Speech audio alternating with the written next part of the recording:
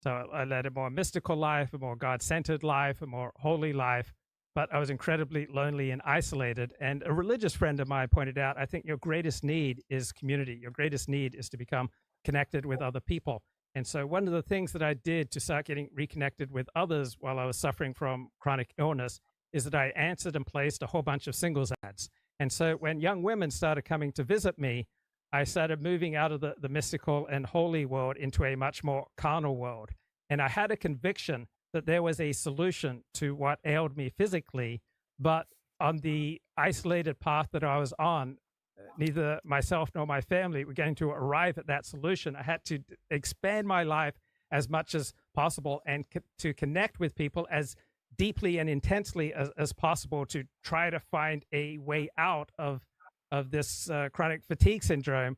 And one of the ways that I thought I will most intensely connect with others is by having sex with these women. And Mm-hmm. so the second woman that I had sex with on this kick had a great psychiatrist, and she lived on the other side of the country. But I followed her back to Orlando. I believed that she had a great psychiatrist, and I moved in with her in Orlando, Florida, and I went to her psychiatrist, and I got a pill that restored me to at least 2/3 of a normal life. So instead of being bedridden 20 hours a day, I was able to start living much of a normal life. My life was completely changed. Now, there are some downsides to that. I got hooked on promiscuous sex. I became something of a user. I blew up my relations with my parents, who were offended at the way that I was manipulating and using women. But I did move from the sick bed back to normal health.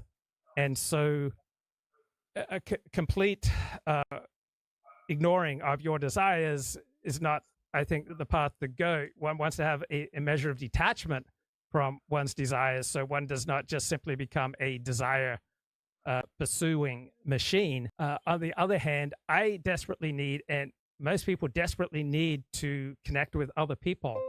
And so an openness to connecting with other people, including through sex, is going to be of benefit to people who are otherwise way too isolated.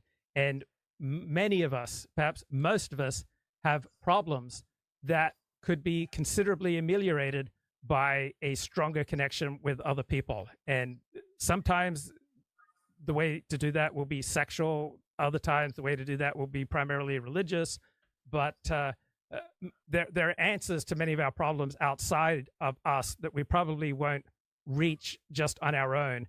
They will often come much more easily through other people. So, for example, many Orthodox Jews experience in their Orthodox Jewish community that pretty much every major problem that they have, they can find some considerable amelioration of that problem within their community.